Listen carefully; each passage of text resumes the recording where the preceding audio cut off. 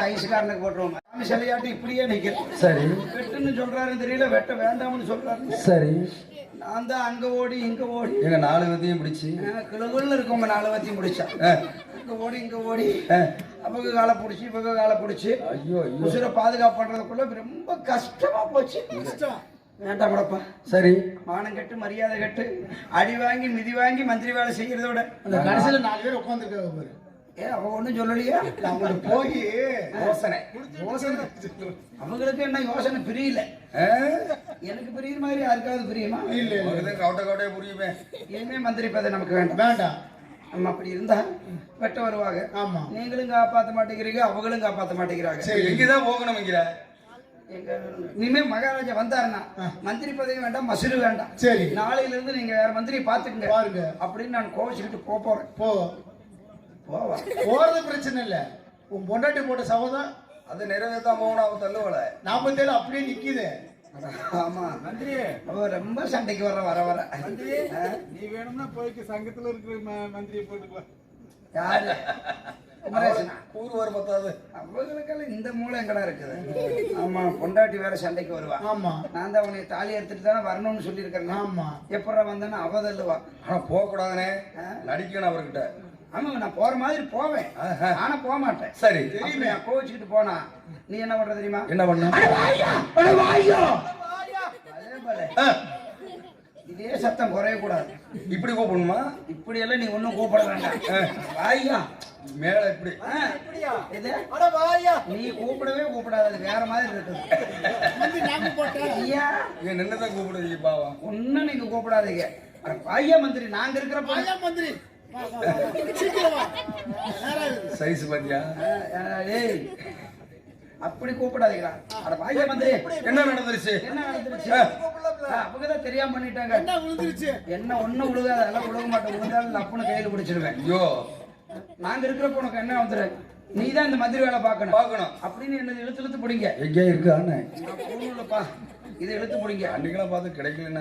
இன்னைக்கு பாரு எப்படி சொல்றாங்க. ஓ, பூணுங்களா? அது இழுத்து பிடிக்கணும். இழுத்து பிடிச்சுக்க. சரி, நான் போற மாதிரி போவேன். அப்படி இழுத்து பிடிச்சு எங்களுக்கு என்ன தருவேன்? உங்களுக்கு நான் உருவி தரேன். காசு வச்சிருக்கேன்டப்பா. ரொம்ப கடை உருவிடாத. ரொம்ப செருப்பா கொடுத்த இல்ல, அதெல்லாம் கொடுத்தது மறுபடியும் திருப்பி வேலைச்சாமி கொடுத்துட்டு பாவம். ஆளு வர சத்தம் கேக்குது. அடிக்கட்டுமா? அந்த அடியிலேயே இருக்காதுங்கடா. ஆள் வருதுங்க. பாவம், கொரோனாவோட 2 வருஷம் இந்த வேலைக்கு தான் போனையா? அது இல்லைங்க, சட்டமரசர் வர சத்தம் கேக்குது. அவர் வந்தோன்னா நான் அழுதுகிட்டு போவேன். நீங்க விடாதீங்க. ஒழுங்கு விடுவியா? அப்படியெல்லாம் போடுறதில்ல. ஆள் வர மாதிரி சத்தம் கேக்குதா? அண்ணா இன்னைக்கு வெளியிலேயே வரமாட்டேங்கிறாங்கல்ல. உள்ளவே சத்தமாவது. நேத்தெல்லாம் டே சாமி சொல்லாத. திட்டு போட்டுன்னு வாங்கி லவுட்டிங்க ஒட்டு கூட முடிக்கிறீங்க. சரி, போலாமனு பாக்குற கதவு சாத்தியா கிடக்குது. என்ன இப்படிதான் யாரு இல்லையாட்டு இருக்குதா? சவுண்ட் விட்டுட்டு போங்க. சவுண்ட் போடுங்க. ஐயோ ஐயோ ஐயா, சின்ன காசு கொண்டு வந்துருப்பா. அருமையா இருக்கிறப்போ ஆள் வர சத்தம் கேட்குது. சத்தம் கேட்குது. மந்திரிக்கிறாங்க. மந்திரி ஐயா, நல்லா தான் இருந்த. இல்ல கூப்பிடணும் அப்படின்னா 2 பேரும் நெருங்குறப்ப கூப்பிடணும். பக்கா அப்படி நெருங்கும் பாட்டு கூப்பிடாத. என்னவோ ஏதோ நினைச்சுக்க போறாங்க. சரி, நெருங்கு. போறப்பவே கூப்பிட்ட வழங்குமா? நான் தான் 2 பேரும் நெருங்குறப்ப பிரிக்க கூடாது. இன்னைக்காவது சேர்த்து கொடுப்பீங்க. பிரிக்காம இருக்கிறீங்க. கைதேந்தாளுங்க 4 பேரு. நெருங்குறப்ப எனக்கு மந்திரி பதவி வேண்டான்னு சொல்லுவோம் பாரு. அப்ப வாயாங்கன. சரி சார், அதுல எக்கு தெரியாம உட்கார்ந்துருக்கிறோம். திக்கு தசை தெரியாம உட்கார்ந்துருக்கிறேன்.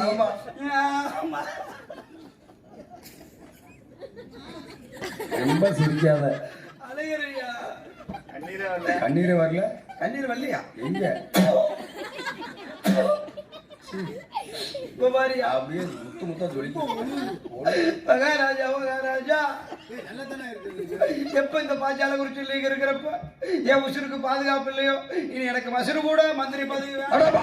மந்திரி அப்படித்தான் கணக்கா இருக்கு. உனக்கு 200 ரூபாய் சேர்த்துனேன். ஐயோ ஐயோ. இதான் நம்ம ஒத்துழைப்பா இருக்கிற அமைச்சரே, மகாராஜா. ஏன் கோபம் கொண்டு செல்கிறாய்? எப்ப நீங்க இருக்கிறப்போ இளைய பாண்டியர் என்னை கத்தி எடுத்து வெட்ட வந்தாரோ, என் உசுருக்கு பாதுகாப்பு இல்லையோ, இனி எனக்கு மந்திரி பதவி வேண்டாமுங்க. நாளையில இருந்து வேற மந்திரி வாருங்கள். உனக்கு 200 சேர்த்து. மந்திரி, மகாராஜா. என்னுடைய தம்பி வாழெடுத்து வெட்டும் பொழுது தம்பி வெட்ட வேண்டாம், நமது மந்திரியை வெட்ட வேண்டாம் சொன்னது யார்? நான் தான் தடுத்து நிறுத்தினேன். எங்க போய் தடுத்து நிறுத்துறீங்க? மதுரவேர் நாட்டு இப்படியே கிண்ணு நிக்கிறீங்க. வெட்டுன்னு சொல்றீங்கன்னு தெரியல, வெட்ட வேண்டாம்னு சொல்றீங்கன்னு தெரியல. நான் தான் அங்க ஓடி வர பாயில் 2-3 பேர் உட்காந்துருக்காங்க. வர அவங்கள பிடிச்சதே உசுர பாதுகாப்பே பண்ணல தெரியுமா? தடுத்து நிறுத்தவில்லையா? நிறுத்தி இருந்தா இவ்வளவு பிரச்சனை வந்திருக்குமா? தம்பி ஊமத்துறை பாண்டியா, அவரை ஏன் கூப்பிடுறீங்க? நீதான் தடுத்து நிறுத்தவில்லை என்று சொன்னாய். ஐயோ, நான் உள்ள போற வரைக்கும் அவரை வெளியில கூப்பிடாதீங்க. வந்தா இப்படியே கிண்ணுனே வர்றாருங்க. யாரு கிடைச்சா சொல்லுடாமலே பாக்குறாரு. அவரு வேண்டாங்க, அவரு வேண்டாம். அப்படி என்றால் மீண்டும் இந்த பாஞ்சாலங்குச்சி கோட்டையிலே காலையில் கணக்கனாக மாலையிலே மந்திரி வேலை பார்க்க வேண்டும். என் உசுருக்கு பாதுகாப்பு. இந்த வீரபாண்டிய கட்டபொம்மை இருக்க வரை உன் உயிருக்கு எந்த ஒரு ஆபத்து வந்துறார். நெசமாங்களா? இது உண்மைதானே? அப்ப இந்நேரம் வரைக்கும் கத்தி எடுத்து வெட்ட நான் விட்டிருந்தா அட்டி கொண்டு இருந்திருப்பார். தெரியுமா உனக்கு? ஏன் அப்படியே ஒண்ணு சம்பளம் எல்லாம் குறைக்கலையே? சம்பளத்துக்காக அவனை வெட்ட வந்தாரு. பின்ன எதுக்குங்க? நீ பொய் பேசுறதுக்காக வெட்ட வந்தார். நானா? ஐயோ நானா போய் பேசுறேன்? போய் பேசுறாளா? எனக்கு ஆடுதுரா, கட்டி வச்சிரு. பயிர் ஆடுது. நான் போய் பேசுற ஆளுன்னு சொல்லி பொய்யே பேச மாட்டேன். அப்ப நீங்க இருப்பீங்க. நான் இருக்கிறேன். எனக்கு பாதுகாப்பு நான் இருக்கிறேன். உங்களுக்காக, உங்க முகத்துக்காக. ஆகட்டும் மந்திரி, இந்த மந்திரி பதவி நானே பாத்துக்கிறேன். ஆகட்டும். மீண்டும் இந்த பாஞ்சாலங்குச்சி கோட்டையிலே காலையிலே கணக்கனாக மாலையிலே மந்திரி வேலை பார்க்க வேண்டும். ஆகட்டும் மகாராஜா. ஆகட்டும். உங்க முகத்துக்காக தாங்க அதுவும் இது. ஆடாடா, என்ன வேற ஆளா இருந்தா மாட்டேன்னு சொல்லிடுவாங்க. எவ்வளவு கஷ்டம் தெரியுமா? மந்திரி வேலை நீங்க வந்து பார்த்து பாருங்க. ஆகட்டும். என்னையா நடந்துச்சு இப்ப இந்த கவலைப்படுறீங்க? என்ன நடந்ததா? நீ வந்து கீழே கொஞ்ச நேரம் இங்க நின்னுவாரு. அமைச்சரே, மகாராஜா. மீண்டும் உன்னுடைய பொறுப்பை ஏற்றுக்கொண்டாய். ஆகட்டும் மகாராஜா. சென்ற காரியங்கள் அனைத்தும் சிறப்பாக நடைபெற்றது என்று சொன்னாய். அது எனக்கு மகிழ்ச்சியாக இருக்கிறது. ஆகட்டும் மகாராஜா. ஆகட்டும் மந்திரி. ஆகட்டும் மகாராஜா. சிந்தை மகிழ்வானா மந்திரியா தானாவதியா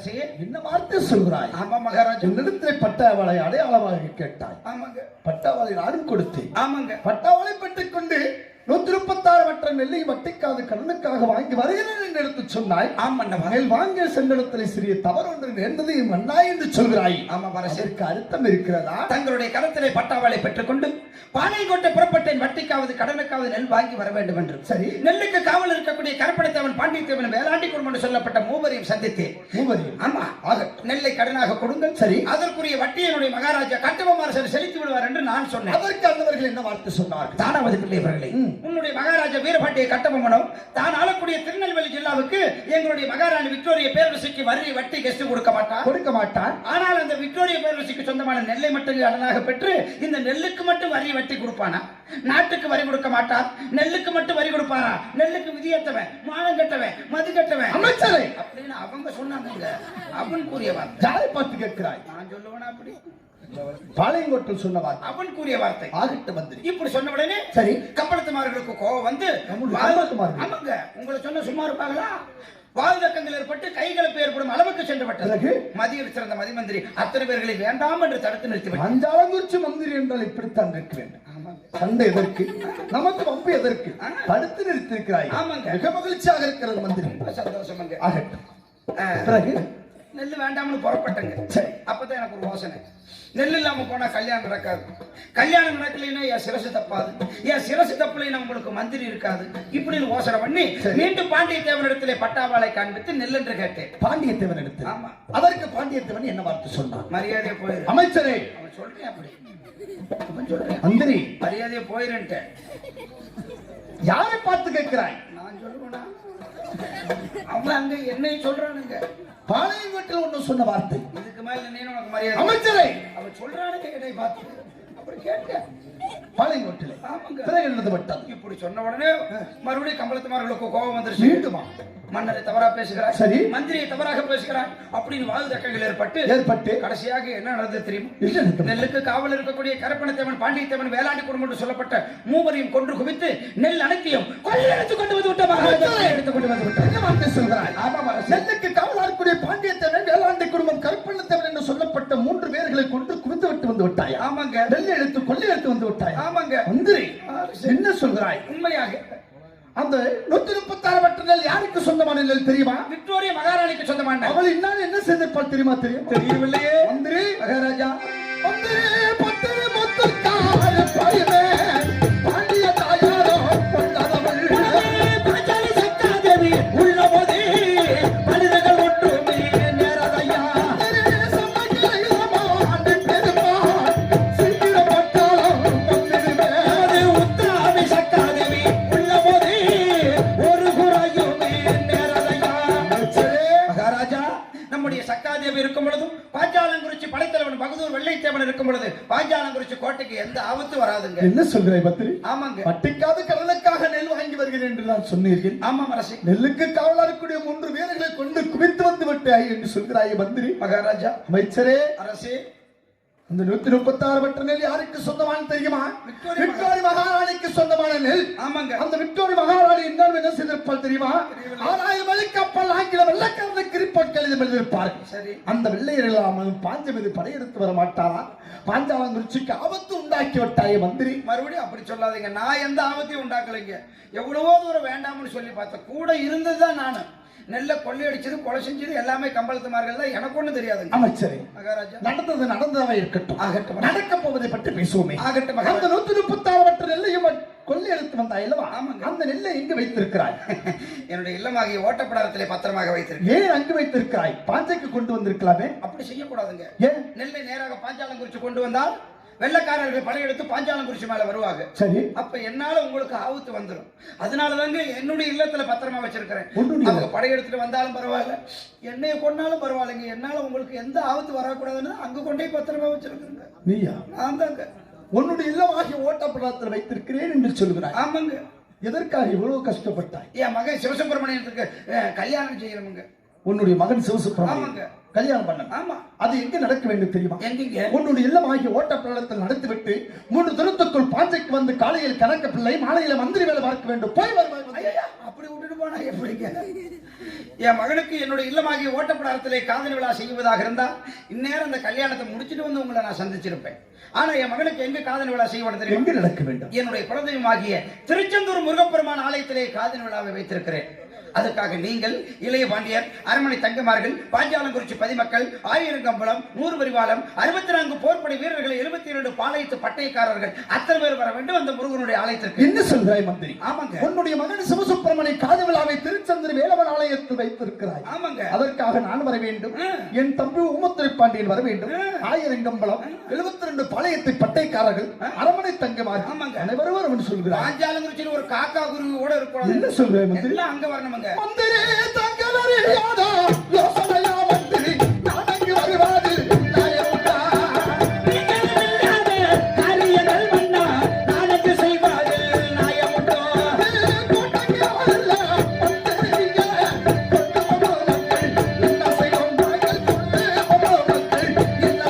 இந்த மன்னாரும் இல்லாத காரியங்கள் மன்னா மந்திரி செய்வாது நாயமுண்டோ. இந்த மந்திரி செய்வாது நாயமுண்டோ. அமைச்சரே, மகாராஜா, நீ செய்து வந்த காரியத்தினால் பாஞ்சை வதிக்க ஆபத்து வருவது போல இருக்கிறது. நான் வருவதற்கு சந்தர்ப்ப சூழ்நிலை சரியில்லை. நீங்க வள்ளியின பக்கத்து நாட்டு மன்னர்கள் என்ன சொல்லுவாங்க? 2 மன்னர்கள் இருந்தும் கூட ஒருவர் கூட அமைச்சருடைய கல்யாணத்துக்கு செல்லாம வெள்ளைக்காரனுக்கு பயந்துகிட்டு கோட்டையில பதுங்கிட்டு இருக்கிறாங்க. கோழைகள் பத்தி உங்களை பத்தி கேவலமா சொல்ல மாட்டாங்களா? அமைச்சரே, நீங்க வந்துதாங்க ஆகணும். நான் வர வேண்டும் என்று சொல்கிறாய். ஆமாங்க. நான் வருவதற்கு சந்தர்ப்ப சூழ்நிலை சரியில்லையே மந்திரி. சரி.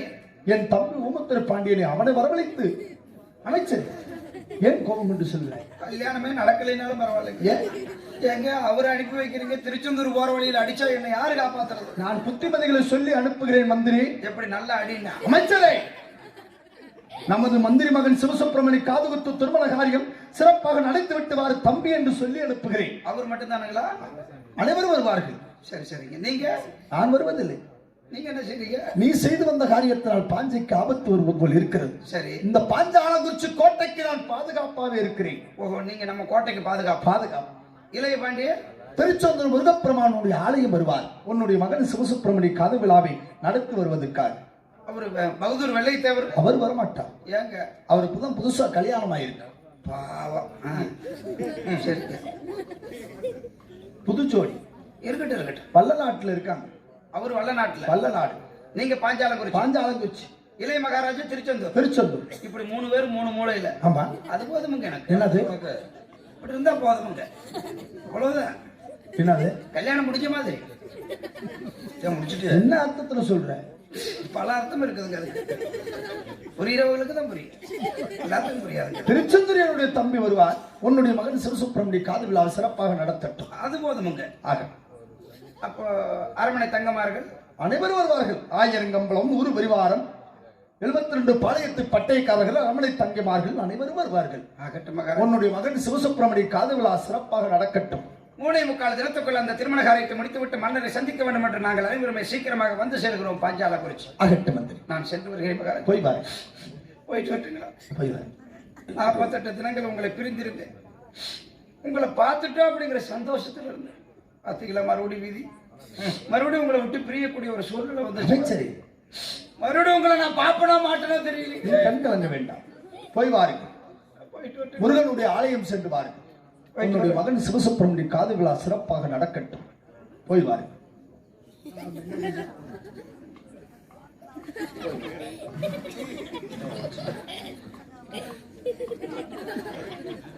இதோ மந்திரி மகன் சிவசுப்பிரமணிய காதுகுத்து திருமண காரியத்தை திருச்செந்தூர் வேலவன் ஆலயத்தில் வைத்திருக்கின்றான். நான் செல்வதற்கு சந்தர்ப்ப சூழ்நிலை சரியில்லையே. என் தம்பி ஊமத்துரை பாண்டியன் வரவழைத்தான். அவனை அனுப்பி வைக்கிறேன்.